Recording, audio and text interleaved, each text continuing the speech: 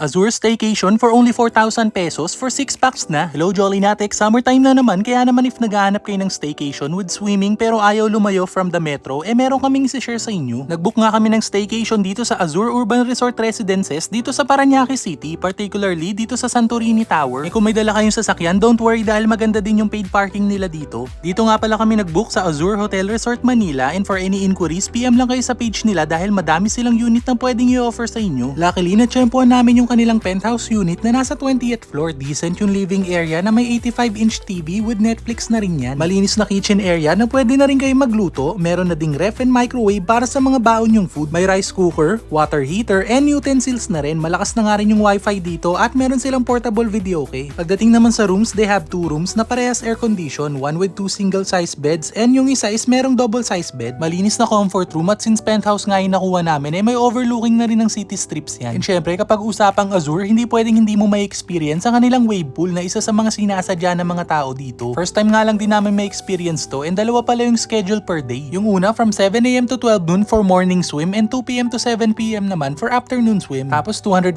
pesos naman ang bayad per head at per schedule. 7 AM pa nga lang, nagyaya na yung mga kids para mag-swimming dahil sobrang excited, which is okay din kasi hindi pa ganun kadami yung tao. Kasama na nga rin pala yung access dito sa kanilang man-made beach, and kung may kasama kayong kids, sakto sa kanila to kasi may mga water slides. May schedule din kasing sinusundan yung wave pool nila dito, kaya naman nagtampisaw na lang muna kami habang naghihintay. And after nga ng 1.5 oras ng paghihintay, nagsimula na yung unang schedule ng wave pool na talaga namang inaabangan ng marami dito, which is enjoy naman talaga kasi feel mo yung para kang nasa beach. So there you go Jolly Natek, sa mga gusto maka-experience at naghahanap ng staycation dyan ngayong summer or any time of the season, PM lang kayo sa page ng Azure Urban Resort Residences. So paano until our next staycation vlog?